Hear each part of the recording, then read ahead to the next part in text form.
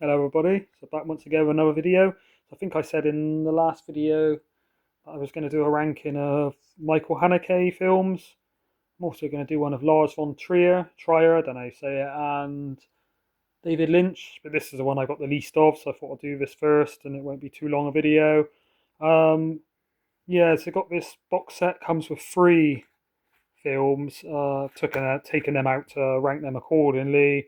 Yeah, all of these I've got on DVD. I think you can get them on Blu-ray, but I just never really come across them. But yeah, these ones, never seen them individually. I think I got this in FOP like 10 years or more ago, about 30 quid or so. But yeah, I think he's Austrian director rather than German. Most people probably know him for the Funny Games movies. I say movies, there is two.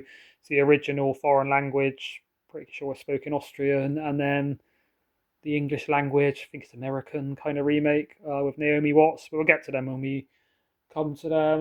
He is quite an auteur, really. Quite a provocative, incendiary kind of director. Doesn't really make horror films, but his films always have like a commentary and an allegory. Really well made films. So even if you don't enjoy them, they are put together, crafted quite expertly. So yeah, I imagine it's the kind of stuff film students would sort of study at film school. So this first one, for example, my least favourite, 71 Fragments of a Chronology of Chance, quite a mouthful, but this one is 71 separate scenes kind of strung together, but it doesn't feel like it's just like a load of scenes bashed together for the sake of it. It feels like there is more going on, and he has got something to say in every film. Oh yeah, before I forget, he's got one called The White Ribbon, which I've heard one of his best films, but I've not seen it and don't own it, so I can't really rank it in here. Maybe there's one or two more I'm missing by him, but I think that's the main one that I've heard good things about. But yeah, this one, I haven't watched it in a long time, can't remember it too well, but yeah, I mean, even if you don't enjoy these films, I think if you study film or you understand film and the way films are made and created, then I think a lot of people say he's like an impressive director for that. But yeah, I mean, not too much to say about that. It's more like it says 71 fragments, so it's just not even short films, but just separate scenes, just wang together. But I don't think he's just bossed a load of random scenes together and call it a film. I think there is more to it than that. Whether I understand the sort of depth and the message or not is another question. The Seventh Continent. I think this one is based on a true story. Tells you this on the back, so it's not a spoiler. But basically, as a family, I think they're just fed up and like jaded by life. So for most of the film, they're wrecking all their possessions, burning money, flushing it down the toilet, um, just sort of destroying the materialism of their life. And then again, this isn't a spoiler because I've double checked, but it does sort of tell you this at the end that they sort of self destruct, and I won't say exactly what they do when they self destruct, but obviously it's quite a sort of depressing kind of film. But yeah, I've heard it is based on a true story, and it is kind of got a kind of mesmerizing, hypnotic kind of style to the way it's filmed. The acting's really good. These people really are believable that they are a family, and it's not just that they've got chemistry. The way it's sort of shot, it's just believable, basically. Yeah, it's quite an enjoyable one, but again, not one I've. I mean, that one's only a 12, whereas this one's an 18, so it's a bit more intense. But yeah, it does look like it's real. I mean, it could be what do you call it, like prop money, but it does look like it's real money. They're like ruining in the film and stuff, probably just for the filming.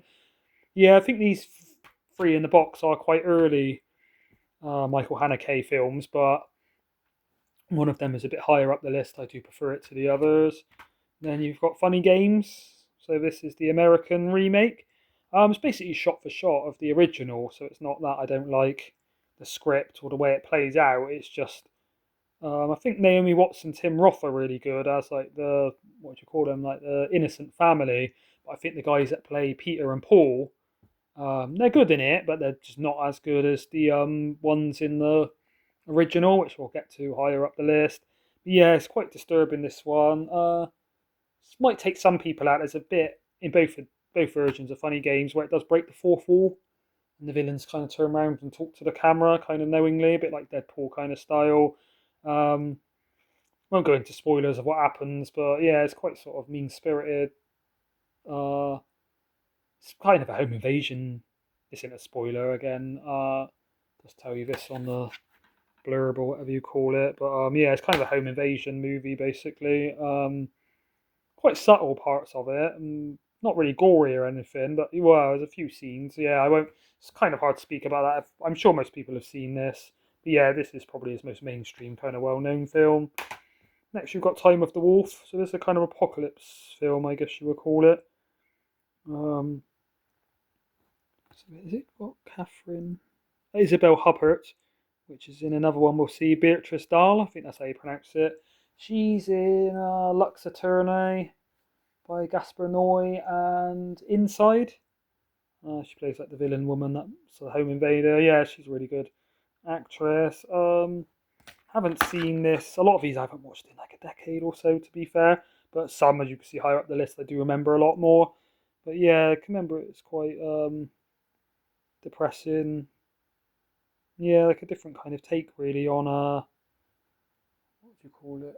Yeah, like I guess an apocalypse kind of world ending kind of thing. Do need to review this. I say review. Watch it again. I don't mean review as in do a review, but a review, if you know what I mean. Sorry, as I've just got home from work recording this one at like midnight, so if my thoughts are a bit frazzled, then you'll understand why. Benny's video. So this is the best one out of this little trilogy, and one of his earlier ones. It's about basically a boy that gets a camera, and he's a bit sort of messed up, and he really think this front cover comes from he finds like stock footage.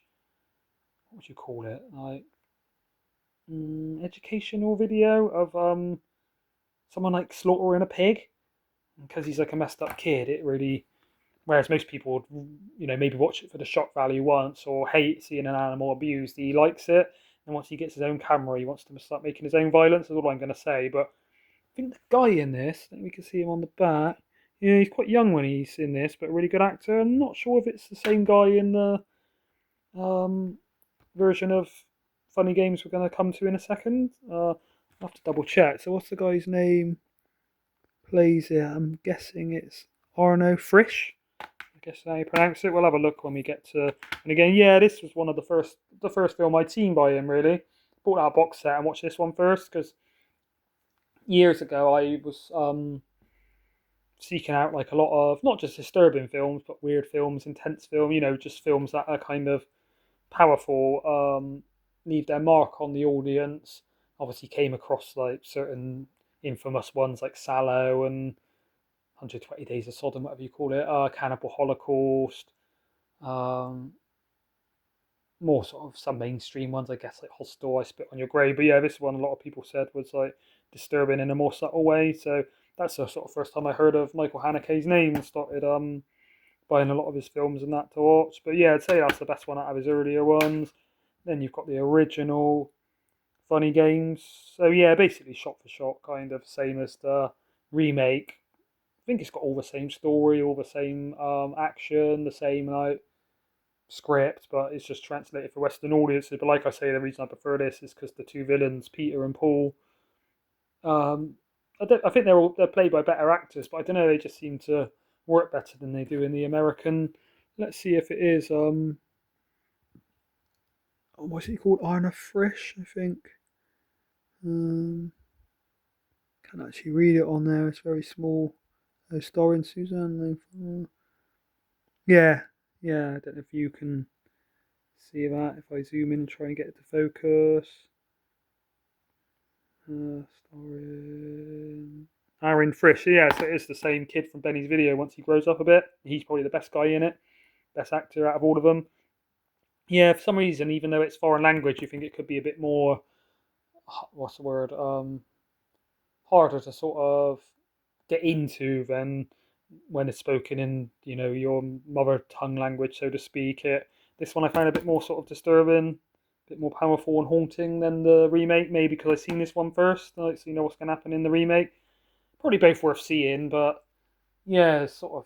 I don't know why he really did that. I kind of think if people can't get on board with subtitles, then not being harsh to say they don't deserve to watch a movie, but it seems a lot of work to reshoot a whole film just to change the dialogue so Western audiences don't have to read subtitles. But fair play to him for doing it. Collector's edition, don't really know what's different. Yeah, this is a tartan video. I think it's owned by Palisades. So I am going to do a ranking of all my tartan video. The Piano Teacher. So that is starring Isabel Huppert, that I said was in Time of the Wolf. I think she was in. Yeah, it's quite an erotic. I say erotic. It's not what's the word? Titillating. It's kind of erotic and a sort of disturbing. Yeah, it's basically an older lady that meets like a younger guy, and she's teaching him piano. And it's not really a spoiler to say it's kind of it's quite sexually graphic and that. But yeah, one of his better made films. Quite powerful.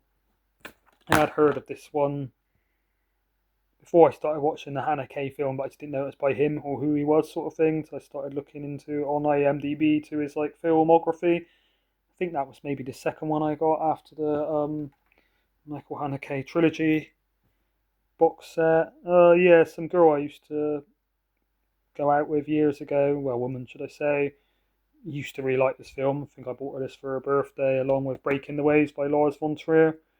Um, yeah, like I say, it's controversial. Yeah, I mean the young lad in it, he's over 18, so it's not like any kind of child abuse kind of stuff. But she does kind of get a younger kind of guy that wants to experiment with sex and kind of emotionally not blackmails him. What's the word? Like because she's older with more experience and emotional maturity and emotional intelligence. She kind of exploits him, I guess you could say. But yeah, it's a really well made film. And then this, by far, my favourite. The others are all good, maybe 7 out of 10. Whereas this, one of the best films slash foreign film. I wouldn't say it's one of my favourites because it's quite slow and it's kind of a bit depressing and disturbing, like all of Haneke's film. But it's a really well made film. Really sort of good build up to the reveal. Kind of a bit of a twist. There's only like really one scene of violence, but it's executed so well. It's kind of quite shocking. But first of all, it's kind of I think yeah, where does it say there? Cachet, is that how you say it? So that's like that's a French word. I think it has actually got French actors. Even though obviously Haneke is, I think he's Austrian, German, but it says there. I can get it to focus. Film. So Juliette Binoche. I've heard of her in other things. Not sure what she's in. This guy, Daniel Auteuil, I guess you pronounce it. I've seen him in other things. Really good actor. Um, yeah, it's a bit of a synopsis. Again, tells you this on the back, so it's not a spoiler. But basically, this guy starts getting like presents left on his doorstep from somebody anonymous. Doesn't understand why, and then starts sending him footage of the front of his house being recorded. And then you don't really know at the time why, but obviously it reveals throughout the film whether he's got a dark sort of secret in his past and someone's like coming back resurfacing, or whether he's got a random stalker. It kind of goes on from there. Yeah, when I bought this years ago, the guy in HMV, I think it was, I bought it from, I was like, oh mate, this is a brilliant film. You're gonna enjoy this. So he obviously knows his stuff. Yeah, I mean, quite disturbing and shocking without being too graphic, violent, but yeah, just the way the film sort of unwinds. It's so tight, so well made. Every scene sort of lingers quite a lot as well. I find, it'll not too long where it becomes uncomfortable. Like I've heard of like Skinamarink. Uh, not heard good things about it. But people say the shots just linger, whereas I think the shots linger in a kind of haunting way. But yeah, the acting's good. Yeah, I'd say it is like a flawless sort of 5 out of 5 film. But I wouldn't put it in my top 15 films list I did a while ago, just because it's not that fun. It's not the kind of film you want to watch again. It's kind of more of an experience than an enjoyment, really. But yeah, I need to see The White Ribbon, see if it's better than this. But yeah, I'd probably rank that in my top 5 favourite foreign language films of all time. I've watched it a couple of times, showed it to one of my mates who's not really into foreign language films or even sort of films like this, and he really enjoyed it. But yeah, that's the ranking of the Michael Haneke. Let me know if you've got any, or you've seen any I don't have, or whether you think White Ribbon is the best. I think he's done one or two others I can't remember the name of, but I think Funny Games, The Piano Teacher, and Hidden probably his most famous, shall I say, well-known films. Yeah, I don't know if he's done anything in a while. I mean, most recent of these is probably like maybe this Hidden, which is probably like 15, 20 years ago. I look on IMDb when I finish this actually, see if he's done anything in the last few years. I mean, he was quite old when he was making these, so I can't imagine he's like retired or anything. But yeah, thanks for watching, everybody. If you haven't heard of Michael Haneke and you haven't heard of Funny Games, that's probably the most. I guess the American version you could recommend is the most. What's the word? Easily accessible one to sort of get into his stuff. Whereas if you try and get straight into like 71 fragments of a chronology of chance, it's quite a hard, slow kind of watch. Um, but yeah, I think if people appreciate film, then they would find something from his movies, even if you don't sort of love and enjoy them. But yeah, until the next video, thanks for watching, everybody. Bye.